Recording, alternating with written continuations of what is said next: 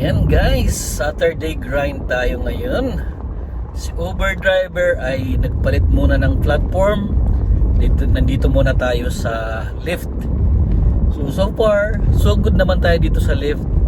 Lumatagal ko na itong in-install. Matagal na akong nag-install nito. May biyahe rin ako, pailan-ilan lang.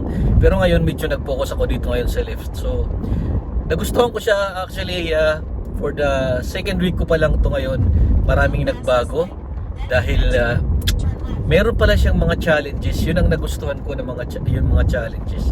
So yung mga challenges parang kailangan makomply mo yung ilang number of rides.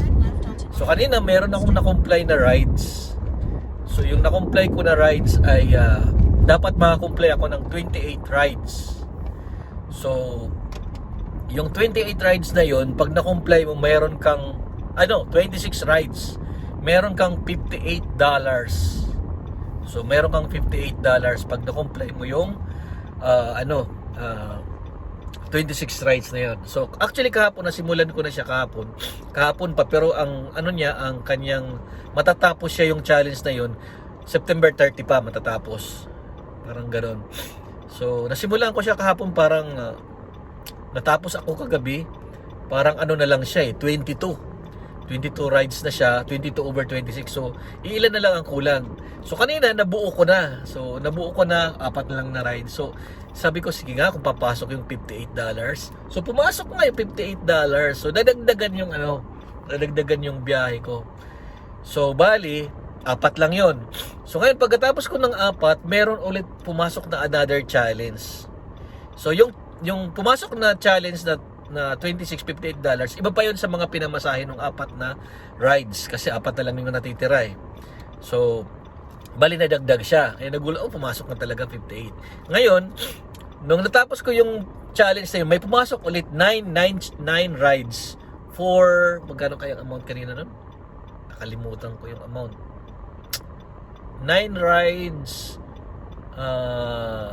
nasa 20 plus yata, $24. 9 rides, tapos ang ang challenge na sa 9 rides ay $24.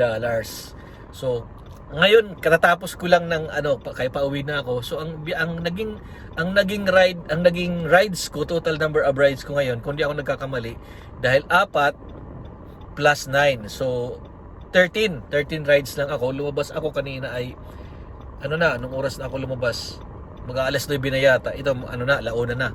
10, 11, 12, 1. So 4 hours. 13 rides lang ako, 4 hours. Parang ang iksi.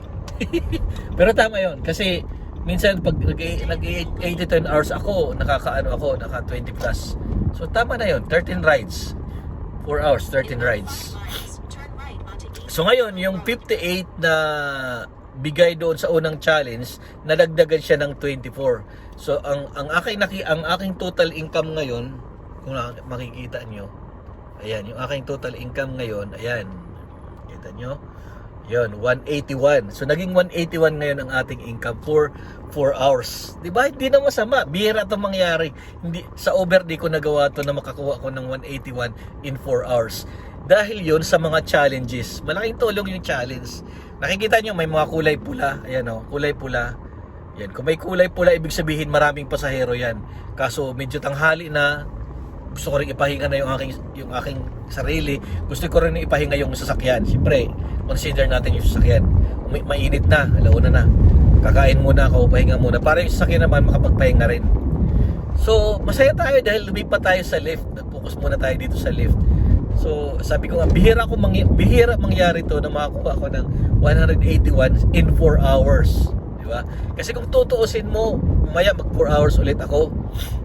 Makakuha ulit ako ng 100 o 200 na yun, almost 300 yun. That is the biggest biggest income ko na masasabi. Kasi sa Uber, ang pinakamataas ko na income sa isang araw, in 11 to 12 hours yata yun na pag na-drive. 280, yun ang pinakamataas ko doon. 180. So dito sa lift, sana mamaya malagpasan ko siya. So mayroon pa bonus, may bonus pa tayo. Meron tayong na-meet na isang pamilyang Pilipino. So tuwang-tuwa kanina nga sabi, are you Filipino? Yes ma'am. Kumusta po kayo? Ayan. So ayun, katuwaan, nagkwentuhan, ganyan. masaya. So ayan, salamat sa inyong lahat dyan. Thank you very much. Sana suportahan niyo po ang aking channel, Uber Driver AC. Papalitan ko na yan, hindi ko na yung Uber, mukhang papalitan ko na ng Lyft Driver AZ. Ayan, salamat sa inyong lahat dyan. Bye-bye.